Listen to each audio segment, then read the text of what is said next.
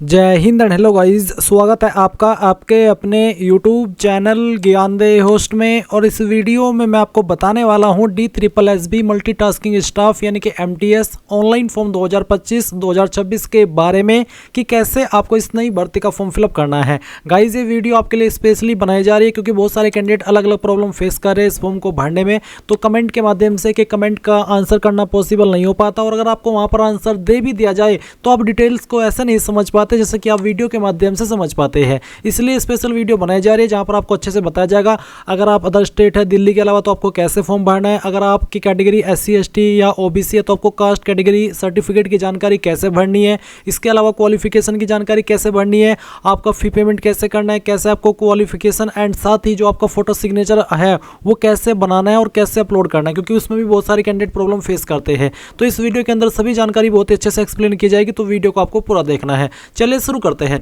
फटाफट से वीडियो को लाइक शेयर कर दे अगर आपने अभी तक नहीं किया। इसके बाद में जो लिंक वीडियो को डिस्क्रिप्शन में दिया है आप ओपन करेंगे, आपको जानने को मिलेगा कि यह भर्ती 714 पोस्ट पर निकाली है और सिंपल 10वीं पास भी इस पर अप्लाई कर सकते हैं। एज लिमिट आपकी 18 से 27 साल के बीच रखी है, जहां पर गाइज गवर्नमेंट रूल्स के अकॉर्डिंग SC ST कैंडिडेट को 5 साल की और OBC को 3 साल की छूट भी दी जाएगी। सैलरी आपको 18,000 रुपये से लेकर के 56,900 रुपये पर मंथ मिलेगी। फीस इसमें जनरल OBC WS के लिए 100 और SC ST PH and all category female इनके लिए कोई फीस नहीं रखी है। और जैसे कि मैंने अभी आपको बताया भी होगा तो आप ये फॉर्म 17 दिसंबर 2025 से लेकर के 15 जनवरी 2026 तक भर पाएंगे।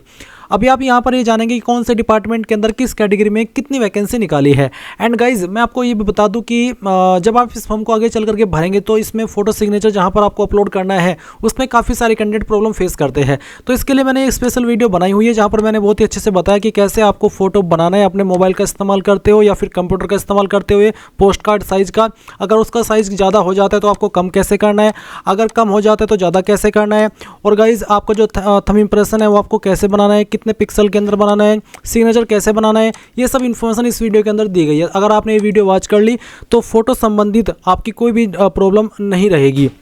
अब ये सब इन्फॉर्मेशन जानने के बाद अगर आप इसमें अप्लाई करने के लिए एलिजिबल है और गाइज़ अभी तक आपने इस फॉर्म को नहीं भरा और आप ये फॉर्म भरना चाहते हैं तो गाइज़ ये आपके लिए आगे चल करके काफ़ी इंपॉर्टेंट होने वाली है, क्योंकि अब मैं आपको यहाँ पर इसमें और रजिस्ट्रेशन से लेकर के प्रिंट तक कंप्लीट प्रोसेस बताने वाला हूँ। तो आप क्या करेंगे, आप यहाँ पर इंपॉर्टेंट लिंक के सेक्शन में आएंगे और अप्लाइंग ऑनलाइन लिंक ओपन करेंगे।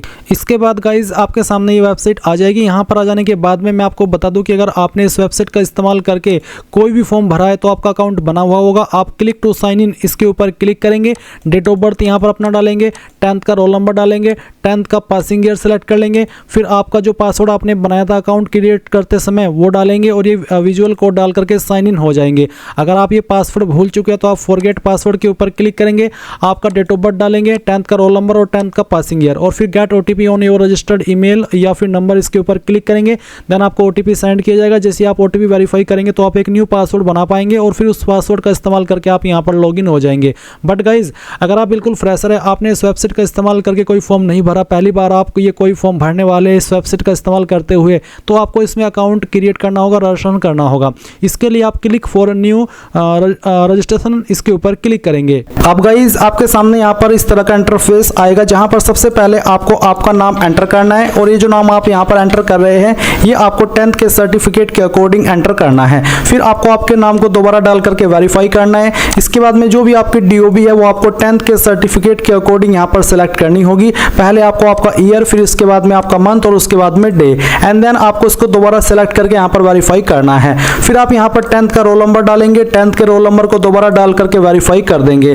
10th आपने किस साल के अंदर पास कर ली थी वो साल सेलेक्ट करेंगे, उसको दोबारा सेलेक्ट करके आप यहाँ पर वेरीफाई कर देंगे। फिर आपको आपका जेंडर सेलेक्ट करना है, उसके बाद में जेंडर को दोबारा सेलेक्ट करके वेरीफाई करना है। नेशनलिटी आपकी यहाँ पर इंडियन रहेगी। इसके बाद आप यहाँ पर आपका फादर नेम एंटर करेंगे, फादर नेम को दोबारा डाल करके वेरीफाई करेंगे।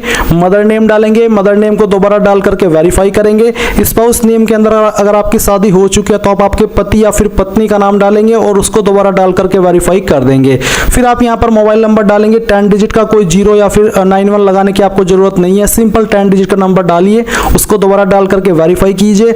अपनी ईमेल डालिए, ईमेल आईडी को दोबारा डाल करके वेरीफाई कीजिए और उसके बाद गेट OTP पर क्लिक कीजिए। देन आपकी ईमेल और नंबर दोनों पर OTP जाएंगे। आपको यहाँ पर पहले मोबाइल वाला फिर ईमेल वाला OTP डाल करके वेरीफाई कर देना है।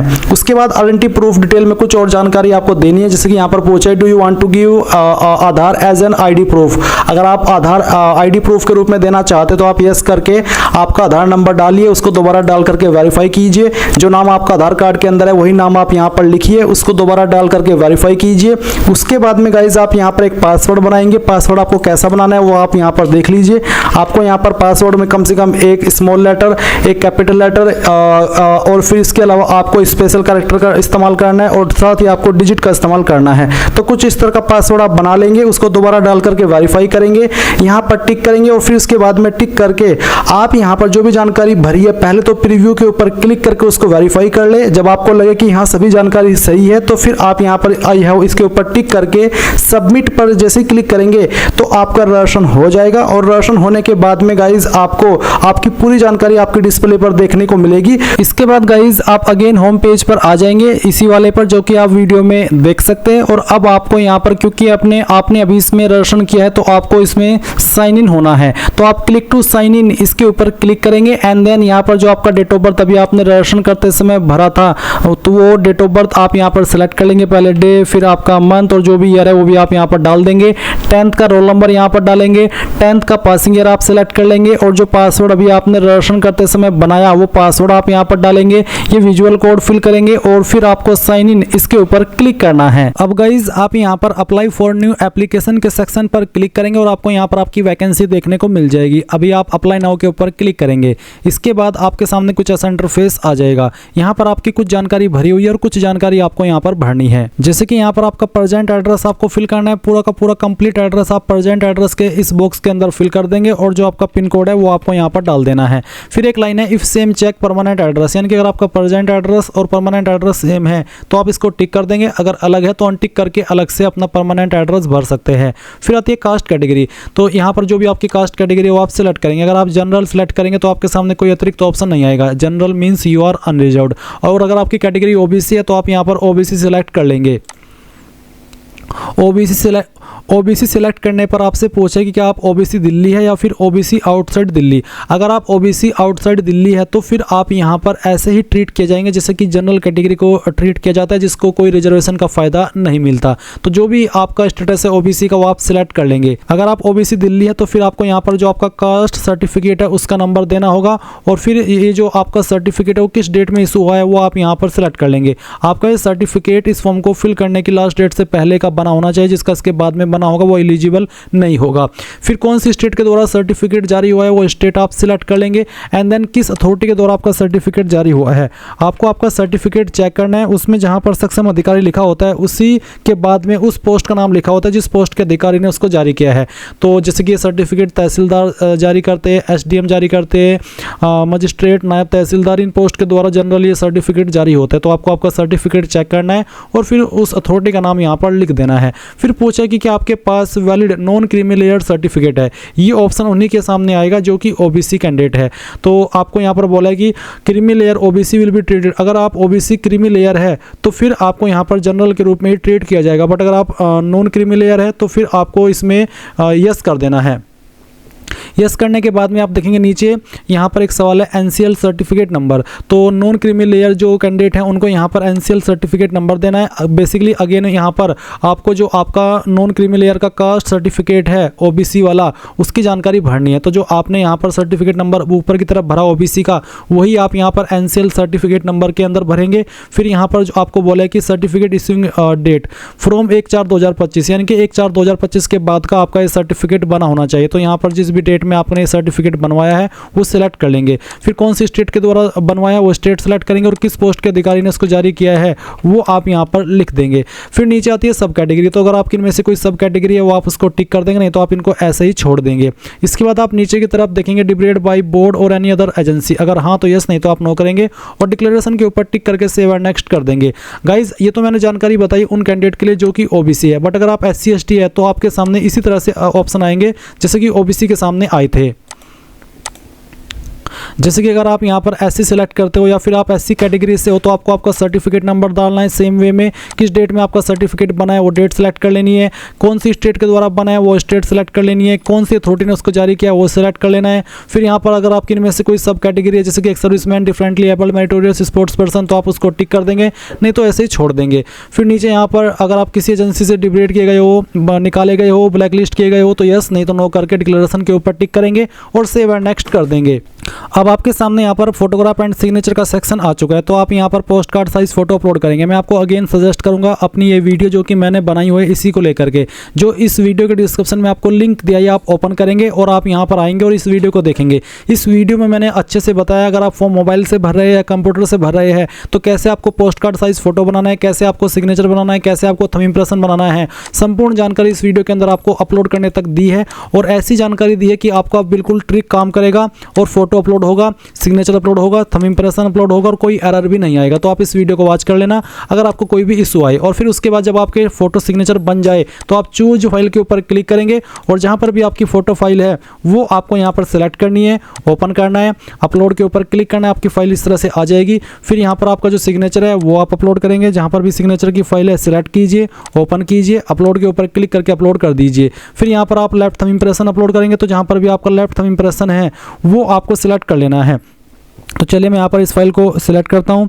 ये फाइल सेलेक्ट करने के बाद में आप यहाँ पर ओपन करेंगे, अपलोड के ऊपर क्लिक करेंगे और आपका सिग्नेचर जो थंब इंप्रेशन है इस तरह से आ जाएगा। फिर आपको यहाँ पर राइट थंब इंप्रेशन भी अपलोड करना है, उसके बाद अपलोड के ऊपर क्लिक करेंगे, इस तरह से आ जाएगा। अब आप नेक्स्ट के ऊपर क्लिक कर देंगे। अब आती है क्वालिफिकेशन की जानकारी। तो यहाँ पर अलग अलग डिपार्टमेंट में आपकी अलग अलग वैकेंसी है, सभी पर 10वीं पास की योग्यता मांगी है। अगर आप सभी डिपार्टमेंट को प्रेफरेंस देना चाहते हैं तो आप यहाँ पर इसमें सभी को टिक करेंगे, बट अगर आपको किसी एक दो डिपार्टमेंट को ही प्रेफरेंस देनी है तो आप एक दो को भी टिक कर सकते हैं, बट अगर आपको सभी को देनी है तो आप यहाँ पर सभी को भी दे सकते हैं। जैसे कि एग्जांपल के लिए मैं यहाँ पर 2 को टिक कर रहा हूँ और सेव एंड नेक्स्ट के ऊपर क्लिक करता हूँ।